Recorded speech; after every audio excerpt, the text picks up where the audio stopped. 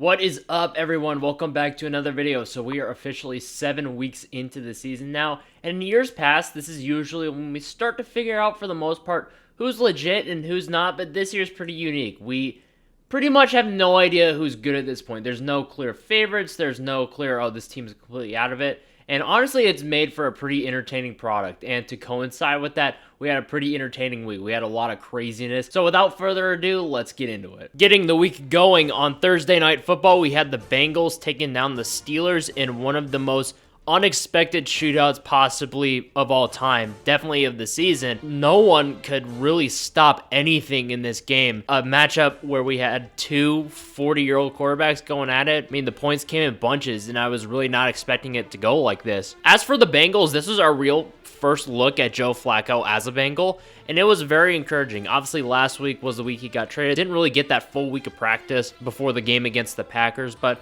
Joe Flacco really looks like he's more than capable of keeping this Bengals team their head above water until Burrow comes back in December. If Joe Flacco can get the Bengals to a point where they're at 500, maybe a game or two above 500, which is really pushing it, I get it, then I really like the chances for this Bengals team. But on the flip side of that, nothing encourages me about this quote-unquote defense still. They got torched by a 40-year-old Aaron Rodgers, for God's sake. And looking over to the other side for the Steelers, this was truly one of the worst defensive performances I've ever seen from them in my 13 plus years of football watching. They really did not come to play on the defensive side of the ball. And I'm ready to say it at this point, Jalen Ramsey is washed. I mean, he had a great career. He was one of the top corners in the game in his prime, but he is washed at this point. Jamar Chase just did whatever he wanted all night, and there was nothing Ramsey could do about it. And they still lead the North, but losing this game really caused them to lose that sort of cushion they had heading into the weekend. Potentially they were looking to have, maybe they were looking ahead a little bit. They definitely played like it. The Bengals are starting to gain some ground on them, starting to breathe down their neck a little bit. So we'll have to wait and see what happens in the next couple weeks and see if the Steelers can bounce back or if the Bengals can start creeping closer and closer to them in the division. Then on Sunday morning, we had the Rams pretty thoroughly beating the Jaguars 35-7. And it's safe to say that this is the biggest beatdown England has seen since 1781 in Yorktown. It's really shocking to see how this game played out because I was honestly looking forward to it. I thought it was going to be a good even match game, and that is just not what happened. For LA, vintage Matthew Stafford really came out in this game. 5 touchdown passes, was efficient all day, completely dissected the Jacksonville defense and just led the Rams to a thorough and dominant win. And with this QB play combined with how the defense can and usually does play at this point in the season, as long as Matthew Stafford's health holds up, which is up in the air, as we all know, the Rams can and will win it all. They are one of the favorites, again, as long as Matthew Stafford stays healthy. As for Jacksonville, after one of the biggest wins in franchise history a couple weeks ago, the Jags have squandered it in the 2 following weeks. They've really fumbled that chance to really get this season going and really get something going after that huge win against the Chiefs. Now they're back to 4-3, and there's a lot more question marks than there are answers for this point in Jacksonville. And the whole 2 steps forward, 1 step back mantra I was saying about them earlier is kind of out the door at this point. I have no idea what direction this team is going in. We'll have to see where they go from here after this loss because, again, they had one of the biggest wins in franchise history a couple weeks ago, like I said, but now they've lost 2 in a row. So this is a crucial point in the season for them. The ball is in their court. It's really up to them to dictate how this season is going to go. Then moving into Sunday afternoon, the Browns dismantled the Dolphins 31-6. It was an absolute beatdown, whistle to whistle. As for Cleveland, good win for you guys, but you guys are not the subject of this segment of the video, so I'll just leave it at that. Good win, 2-5, good job. Miami, it's time. It's time to blow it up. McDaniel and Greer for sure need to be gone after this game. Tua does as well, but I do realize that one is a little more difficult to manage. It's not even that you lost to the Browns. It's just how bad it was. It was a monsoon in Cleveland, and they still put 31 points up on your defense. Your defense, that was supposed to be a strength this year, especially the pass rush. It was supposed to be what you hung your hat on this year, and they have been terrible all year. And obviously, on the offensive side of the ball, Tua is just not a franchise quarterback. I'm sorry. It's like we saw last week with him airing out his dirty laundry to the media and saying that there was no leadership for this team, even though he is the quarterback of this team. And the on-field play this week was on full display. It was awful. I don't see how Tua can lead a team to not only like 10, 11 wins, but then also 3 to 4 wins in the playoffs. I just don't see how it's going to happen. So if you're Miami, you have to cut your losses at this point because Tyreek is done for the year. He's probably never going to be the same player again.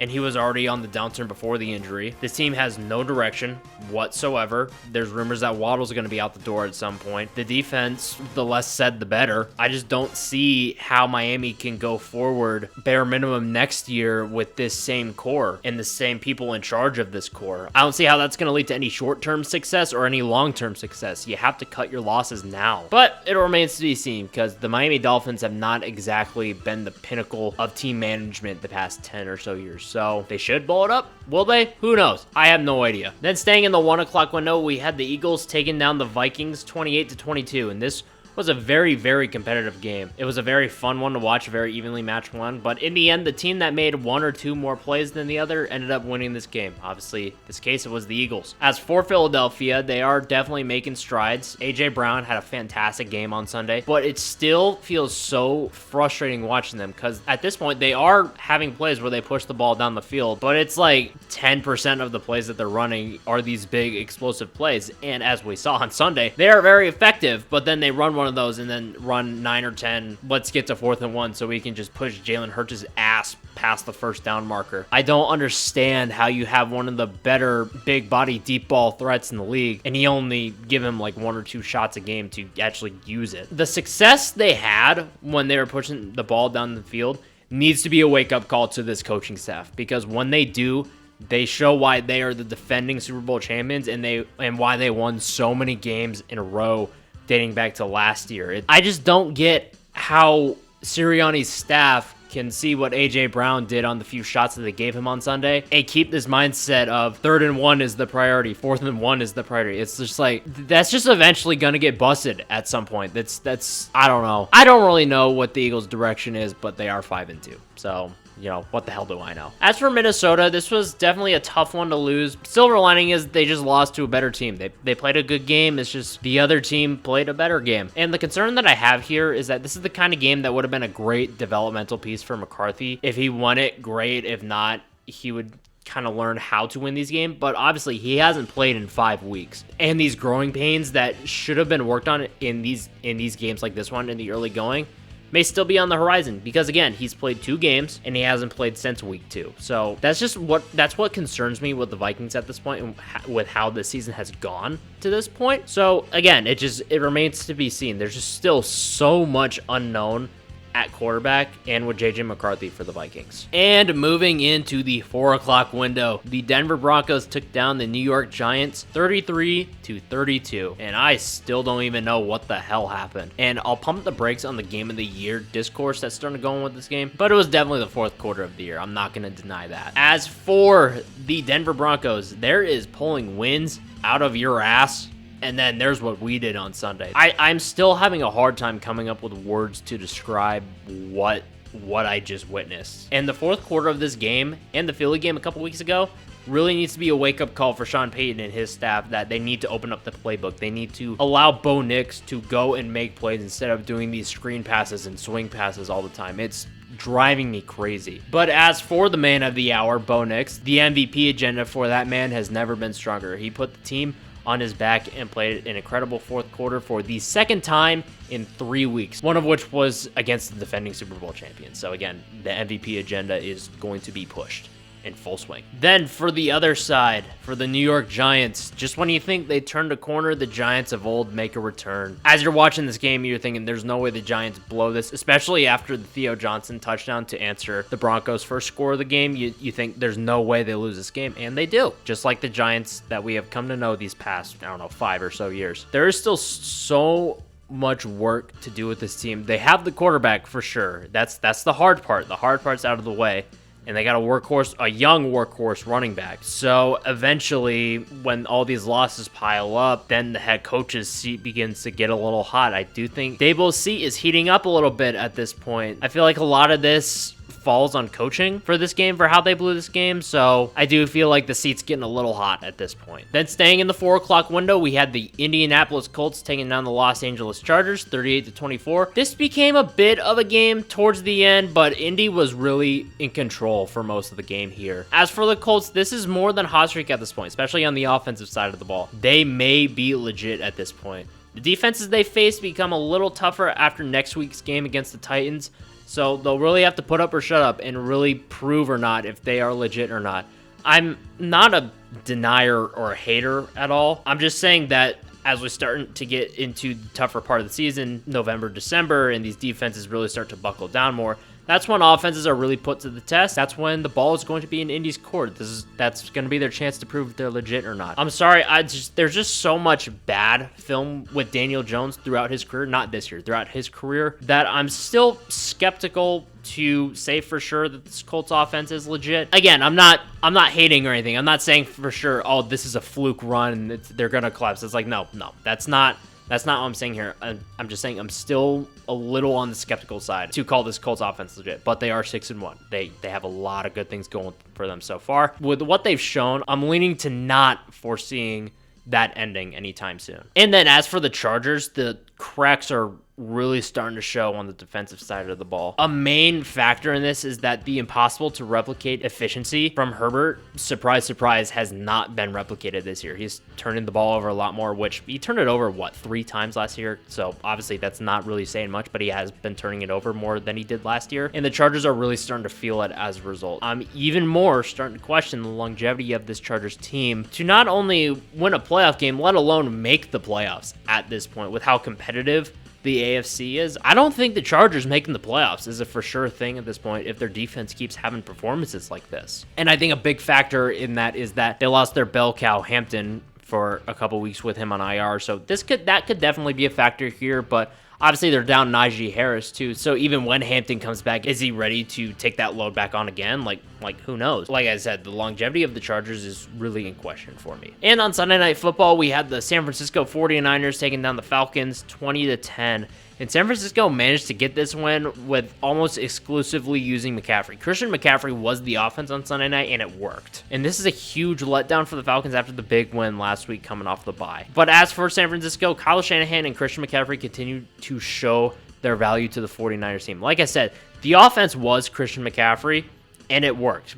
Kyle Shanahan called a great game. Christian McCaffrey ran a great game. There's not really much else to say. The defense played great. And once again, we will have to wait and see who the 49ers get back next week, if anyone at all, because that's a huge dictator to how next game's going to go and the rest of the season as a whole. Then as for Atlanta, the whole 2 steps forward, 1 step back mantra that I gave the Jaguars last week, it belongs to the Falcons now because they have these great performances like against the Bills last week, and then they followed up with whatever this was. I do think consistency will come, especially as Penix gets more and more experience under his belt. But again, this was a very disappointing performance coming off the big one last week. This was a chance to kind of carry that momentum and really start to build something, start to get yourselves back in the NFC South race, and just not really the performance I expected Atlanta to come out with this week. And looking at our Monday night games, first up we had the Detroit Lions taking down the Tampa Bay Buccaneers 24-9. And this was a very convincing win for Detroit, a statement win, if you will. It was just overall a very convincing win against a very quality opponent. There's not really much else to be said. For Detroit, this was the exact kind of performance they were looking for after that disappointing performance in Kansas City on Sunday night last week, and they've really put themselves back on the contention map. There were some questions about the longevity, some very justified questions at that, and they've kind of, at least for the time being, silenced those, beating the Buccaneers as bad as they did. And the defense continues to impress despite the injuries and obviously the Branch suspension this week as well, but I'm a little cautious to say that they can overcome all of them because, as we know, it was their undoing last year. It was the reason they lost to Washington. So cautiously optimistic about how Detroit is handling the players being out on the defensive front. As for Tampa Bay, this was a fairly surprising performance considering how much of a strength the receiver depth was going into the season and how it's been this year. And it's really going to be tested now that Mike Evans is out for, at the very least, most of the year, maybe until like the last 1 or 2 games with a broken collarbone. So we'll really have to see if this is a bit of a wake-up call for them. And this is really the first time all year that they've been like thoroughly beaten. They almost came back against the Eagles, but the Lions didn't really let them get back into the game after they got out to that big lead. So it's really up to Tampa how they're going to respond to this really first true loss of the season. Then our second game of the Monday night doubleheader, the Seattle Seahawks took down the Houston Texans, and I'm going to be completely 100% honest. With the combination of Game 7 of the ALCS going on at the same time and the game kicking off right around my bedtime, I really did not watch this game, at all. But for Seattle, this is a game you really should have won, and you did just that. Maybe you let Houston hang around just a little bit too much, but overall, it's a solid win to keep pace in the NFC West. Again, given how good the other two serious teams are in the NFC West this year. As for Houston, this was your first big test after the point where you started to get your season back on track and you lost. You didn't really play that well, and the gap between you and Indy is only getting larger. I mean, Jacksonville's not as much as a problem as we previously thought, but Indy unfortunately is. So the division is getting further and further out of reach for Houston the more they kind of lollygag around. And really, it's been on full display all year. It really wasn't a surprise going up against this Seattle defense, but the offensive line is at a point where it's actively hurting the team. We've seen teams in the past overcome their bad offensive line and still find success. Think the Bengals in 2021, they made the Super Bowl. The Texans' offensive line is so bad that it's at a point where I just can't foresee that anything like that happening, let alone making the playoffs. I don't see how Houston can overcome this offensive line to a point like that. I think they'll be lucky at this point to win 8 or 9 games. And looking ahead to week 8, as some of you fantasy players may know, it is quote-unquote Bimageddon. We've got 6 teams off this week, so again, it's not the greatest of slates, especially in the 1 o'clock window, but there's still some notable games here to talk about.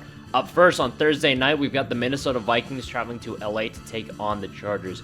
And it's really iffy since it is a short week if we're going to see McCarthy back in action. I believe our latest injury report had him and Wentz actually as questionable, so we'll have to wait and see there. I think it's less than 50% that he plays, in my opinion. But regardless of that, I think it's also an interesting matchup between two defenses that were perceived as pretty good coming into the season that have really struggled so far, especially in the last couple of weeks. So it's going to be really interesting to see who, if anyone, can kind of correct the ship here. Then in the 1 o'clock window, we've got the Chicago Bears traveling to Baltimore to take on the struggling Ravens. And this is last call for the Ravens. If the Ravens lose this game and drop to 1-6, I think that's it. I think we can officially call their season over if it's not already. And on the other side, we'll have to see if the Bears can keep this run going. Obviously, this is right around where they got to before the collapse last year with the Hail Mary in Washington. So we'll see if they can keep this thing going against an on-paper quality opponent, even though their record may not really indicate that. Then staying in the 1 o'clock window, we've got the Buffalo Bills traveling to Carolina to take on the Panthers. And obviously the Bills are coming off 2 straight losses to head into their bye week, and the Panthers have won a couple games here in a row. So we'll have to see if anything gives here, but the big story here is that there's going to be no Bryce Young on Sunday. He's suffered a high ankle sprain and is week to week at this point, but is for sure out on Sunday. So we'll have to see if the Panthers can continue their offensive production down to Andy Dalton, their backup quarterback. Then in the 4 o'clock window, surprise, surprise, it's another one where we've got 2 stinkers and a good one because the NFL wants us all to watch the good one, and that good one is the Dallas Cowboys traveling to Denver to take on the Broncos. And the Broncos are coming off a game where honestly they didn't deserve to win, but obviously ended up winning. And the Cowboys offense is on a roll. They've climbed back into the NFC East race, and this is going to be a really fun matchup to watch between them and the Broncos defense. Then Sunday Night Football, we've got the Green Bay Packers traveling to Pittsburgh to take on the Steelers. And this is a matchup between 2 teams that have had pretty good seasons up to this point, but have also had trouble putting those lesser teams away. Obviously, the Packers lost to the Browns and let the Cardinals stay in it for a while. The Steelers lost to the Bengals last week. So again, it's 2 good teams here, but 2 teams that have had trouble putting teams away. So it's going to be interesting to see if either team can pull away here or if it's going to be a dogfight all night. And obviously, the big storyline here is that this is Aaron Rodgers versus the Packers. Then on Monday Night Football, we've got the Washington Commanders traveling to Kansas City to take on the Chiefs. And these are 2 teams that are really kind of going in opposite directions right now. The Commanders are on the downward trend. The Chiefs are on the up and up. The big thing here is we'll have to see the status of Janian Daniels. He exited the Cowboys game early, believe it was his hamstring. But the saving grace here is that obviously this is a Monday night game, so Daniels is going to have an extra day to rest and see if he's good to go on Monday night, so we'll have to see what develops there. But that is it for me. If you have any thoughts of your own on this past week or the week ahead, any thoughts on what I said, again, past week or next week, feel free to drop them in the comments. If you like what you're seeing, feel free to like and subscribe. It is completely optional, but greatly appreciated. That is it for me. Enjoy week 8, and I will see you in the next one.